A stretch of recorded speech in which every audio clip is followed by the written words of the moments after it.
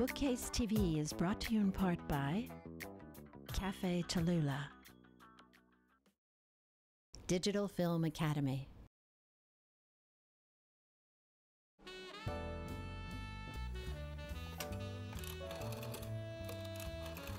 This simple gesture, apparently, in the future you don't have to do any of that. The same with this. To make a living, you don't have to do any of this. I've been told by our favorite book investigator that we send into the future to talk to the current authors that the world is a very different place. They have computers where things are very silent and you just have to press a screen and things happen. But we want to investigate the writers who talk about what's happening in the future. They call that social media. What is it like for people living 24/7 interconnected with their others when people are free to take information from someone else and do whatever they want with it? What it's like to be exposed 24/7, having no privacy, or have a sense of privacy shrinking all the time. So we've talked to some of the writers, and one talked about sleep deprivation. What's the impact on the self? What's the impact on being when you stop sleeping and you are hooked up? We talk about someone who talks about the brain, how this technology, the digital technology as they call it, impact the brain cells, the nervous system. Do the brain adjust, or the brain actually goes into a different mode?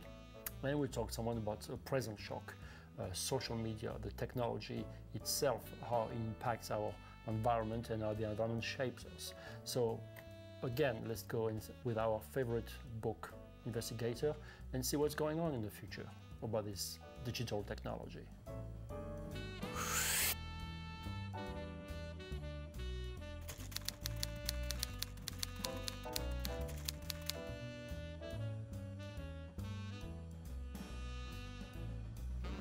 So welcome back to Bookcase TV, and we have a fantastic guest today. We talked about the present. He doesn't believe in the past anymore, and probably not in the future, or if he does, he has a different conception of it. And I'm talking about Douglas Rushkoff, his new book, Present Shock, is going to tell us all about his thought about the future. So where do we have a future? Can we think about it, or are we just stuck in an endless present? We'll find out where it is when we get there. A theoretical future. Yeah, I think we have a future. We surely do. I just don't think that we as a society are as future-based as we were.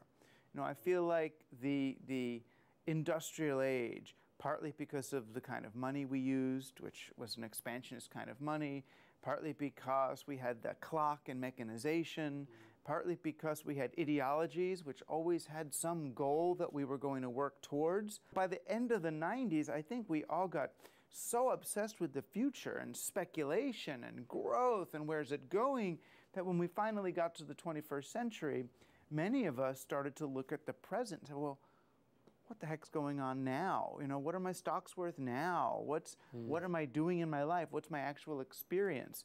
And I feel like that, combined with digital technology, which is very presentist, it's very in the moment, has changed our focus from being future-leaning to being presentist, for better and for worse. So this is the first chapter of your book. You talk a lot about the end of the narratives, yeah?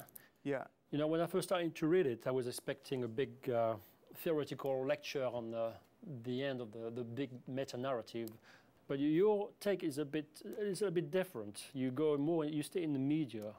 Yeah, well, for the most part, when I write, I try to stick with things that are in the direct experience of the readers.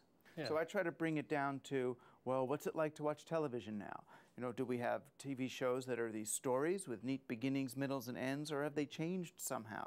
You know, when did we start to enjoy narratives that were more about making connections between lots of different things than about will Homer Simpson get out of the nuclear power plant before it blows up? So again, there's no more, the goal is not the end of the subject, yeah.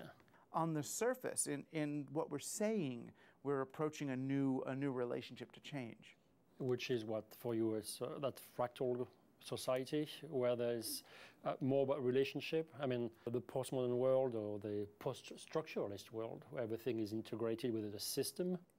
Present Shock, the book, is trying to distinguish between, you know, present shock, which is this panic in the present where we're nowhere all at once, and presentism, which would be a more Eastern Taoist, here I am in the moment, in the now, open and vulnerable, yet present. We've squandered the opportunity of digital technology. You know, when this stuff first came around, you know, email and the internet, I thought that it would be I thought it would help give us time. I thought, wow, now we're all going to get to work at home in our underwear, in our own time, trade in peer-to-peer fashion using Etsy and our own currencies. It would be a great boon for this, you know, a post-industrial reclamation of our time. We would get off the time is money clock. And instead, you know, we ended up seeing the internet as the salvation of the New York Stock Exchange or the NASDAQ, you know, and we looked at human attention as the new commodity. We strapped these devices to ourselves and have them ping us and vibrate every time, you know, somebody wants to reach us. And we end up in this state of perpetual emergency interruption where we can't even think. What do you mean by a fractal noia? Is that the future of our relationship-based hub? I'm the hub of my own relationship in the world, I suppose, and find the patterns and the connections? In some ways, yeah. When you don't have a story to understand the world, when we no longer have cause and effect, because cause and effect takes time. That's right. When everything's smushed in the moment, then people try to make sense of things by looking at a picture. The way you make sense of a world in the present tense is by trying to connect one thing to another thing, to another thing, to another thing. Whereas the real skill that we want to develop in this world, in this post-industrial, post-modern, strange world is pattern recognition. You know, if you don't have a narrative, if you don't have a goal, if you're not striving towards something, you no longer have a place to find yourself. So the only way to get oriented, really, is where are you in the pattern. Okay, but you and I are probably the same generation. We have knowledge in our heads, and we can process it. But when the knowledge rests outside of you, and you don't have the faculty of processing it, it may not happen. You may be a dying species yourself.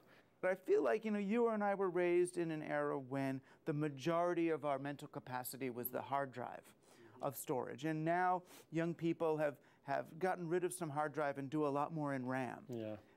But all that means we really have to do is actually devote more resources to that processing. And that processing is pattern recognition. That processing is computation. It's being able to look at things and understand what they mean. So no, a kid today doesn't have to memorize as much as we did. That memory can be outside them, but they have to then dedicate these resources to something else rather than just letting them go dark.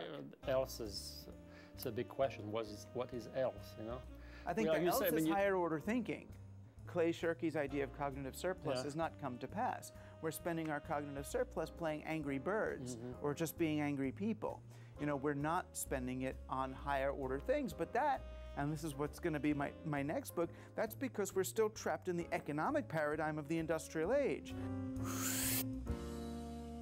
So maybe you won't tell our audience what is neuro-philosophy, because everyone knows what neuroscience is and philosophy, but you actually integrated both of them. It seemed to me that some of the grand old questions of philosophy about the nature of knowledge and consciousness, where morality comes from, might be questions from which we would get an impact from neuroscience. The growing curve to merge those two fields together, how did that happen?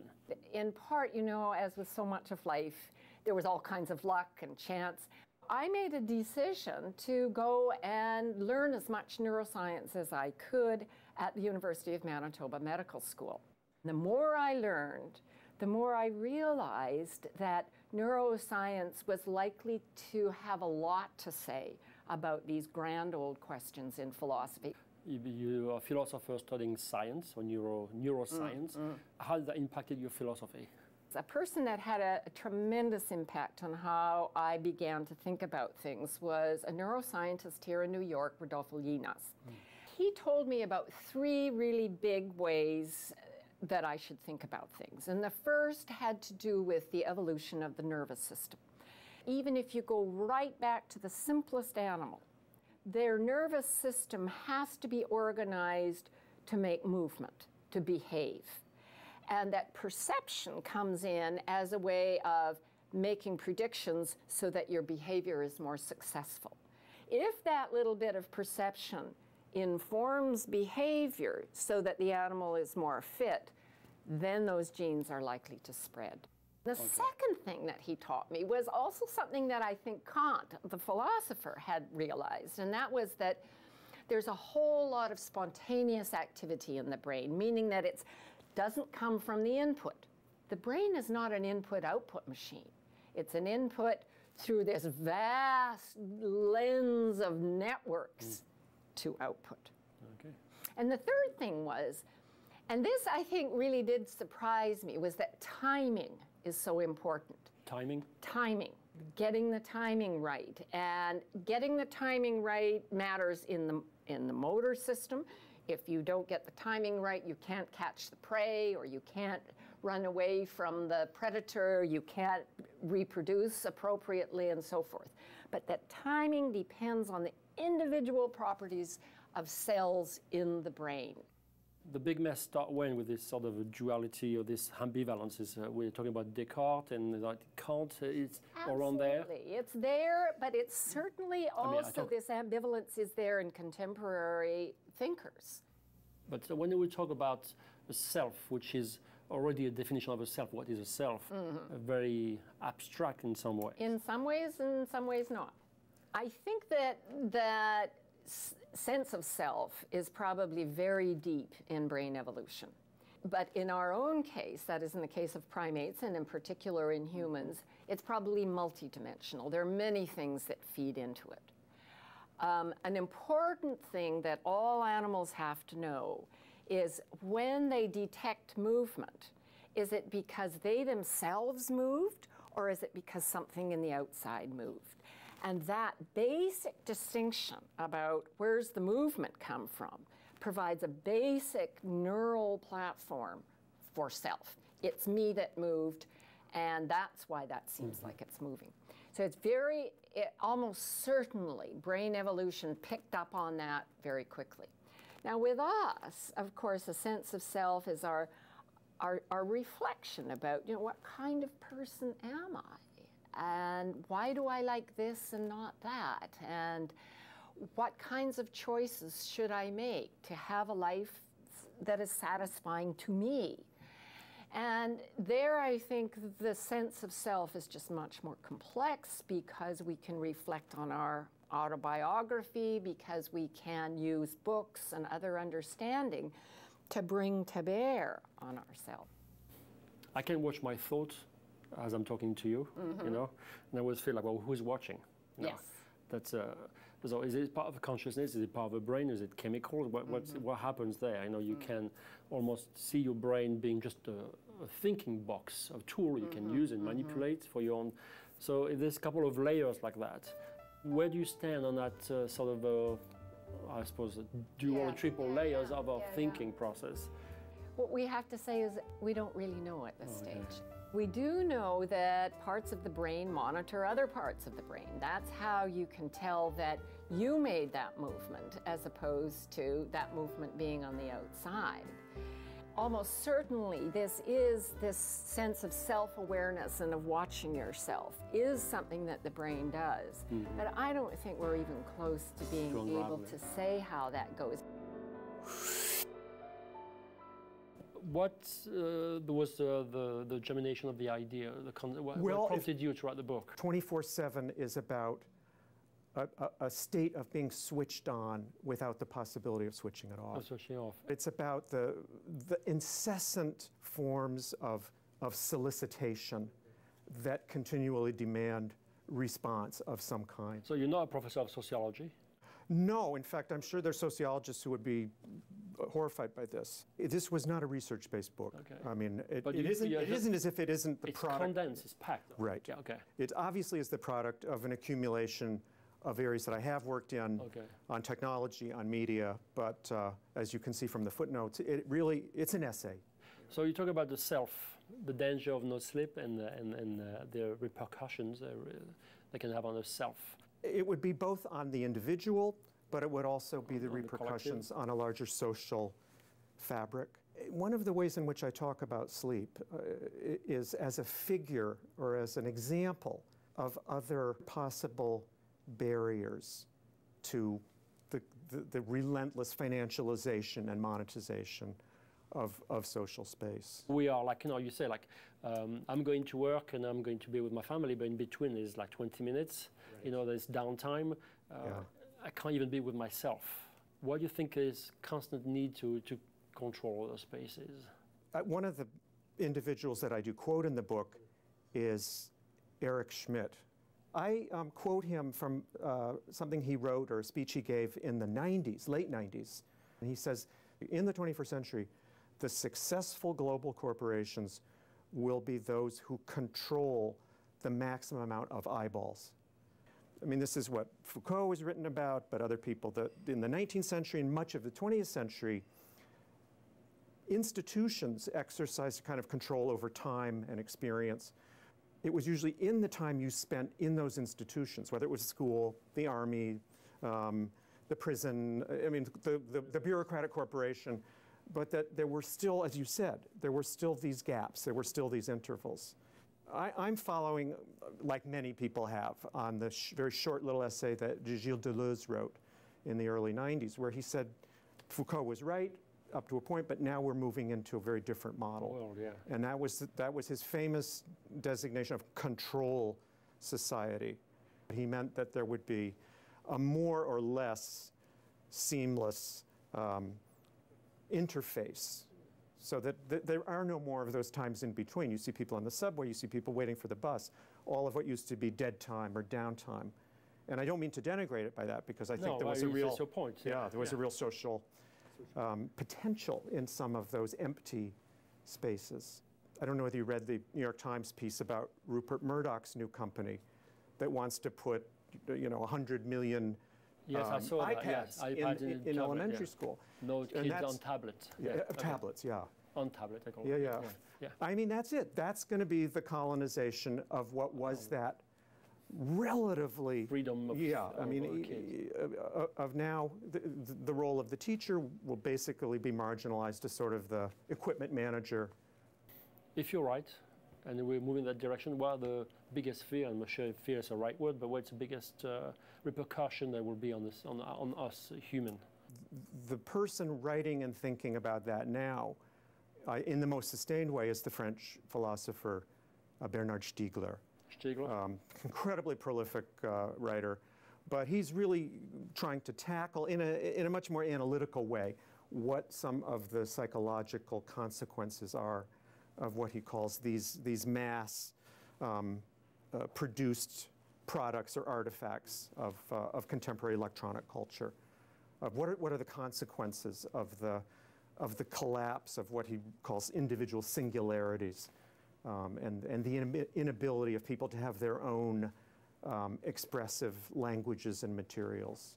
You talk about Sartre in the Critique of the Reason, where your interpretation of it, it's more like the absence, we're losing the collective platform for the individual. But now it seems like if we go towards homogeneous society, we are having actually something which is leveling everyone's thought and thinking.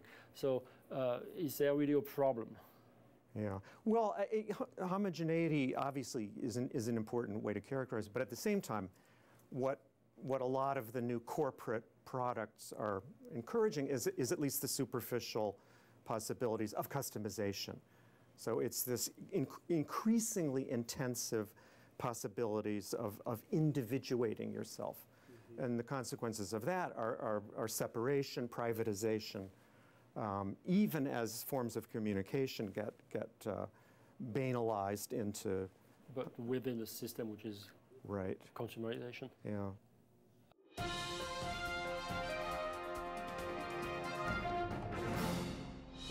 Good evening. In this segment of Book World, we've been talking a lot about the publishing industry, what's happening to it, its transition, its future, its next path, given the impact of the technology, what is going to happen to the printed world versus the digital world. But we are yet to talk about micro-publishing. What is micro-publishing? Company will exist. A catalog of 2 or 3 titles, is it enough to survive? And what's the interest of keeping a catalog so small to do literature or print anything you want? So let's go and find out. What does that entail to be an anti-book club person? It's partly tongue-in-cheek, obviously. Yes. We love books, but it was also, the name is derived from thinking that we'd like to find our own path with publishing, where it's very, started out very DIY, and we're doing our best to edge into the scene in our own way. Everyone tells you that the book industry is going down the toilet. What was the incentive for you? For me, it's my personal passion. Books, I live and breathe. Okay, so I think the main title, it's actually Beautiful Books by Andrei Codrescu, most people I'm sure know of. Bibliodeath. So for a small fish like you to be the big pond with big writers, how did you manage to get him on board? It started with our first book, A Brief History of Author-Terrorism, a short story anthology that I asked Andre to contribute to. And so he wrote short fiction for that, which he doesn't really do fiction anymore, so that was exciting. And then we just maintained a friendship from there. You've been in business for 2 years. You have 3 books out. Yeah. The third is Tani Tani al-Sawaidi, yeah. Okay, so nice little book, fiction, The Diesel. And it's translated by William Hutchins. Okay. Yeah. And you said next year, so tell us about next year, the growth. So for the growth, you're going to be the first to hear. First in December, this is what we announced here at the Fest, we're actually going to release our first graphic novel from Academy Award nominated animator Don Hertzfeldt. It's his first foray into print, so it's a very exciting thing. And then the next year, this is going to come out in winter of 2014. We're going to release 3 books simultaneously, all by Terry Southern. So one of the books is the Selected Letters of Terry Southern. Okay.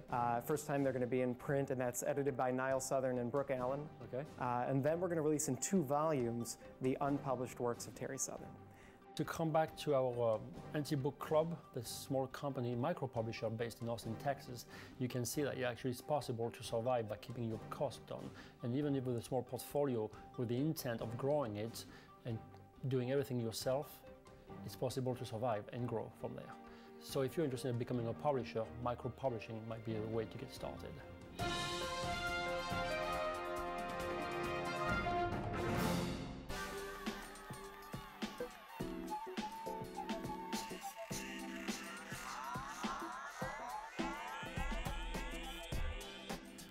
So you've seen from our interviews today that we are very much trying to understand what's happening in our society. So let me introduce some books for our picks of the week that reflect that tendency to understand our past and present and where we're going in the future. The first one is Family, a very appropriate title by David Laskin. It's 3 journeys into the heart of the 20th century. It's basically a story of one family that's segmented into 3 branches.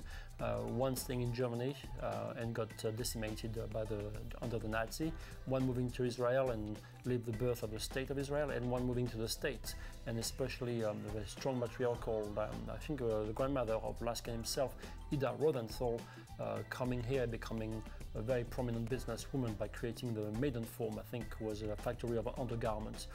Very accessible history of the family. It's also a story of resilience and courage in the face of a history, and see when history impacts family and how it destroys it, who survives and who doesn't. So The Family, David Laskin, 3 journeys into the heart of the 20th century.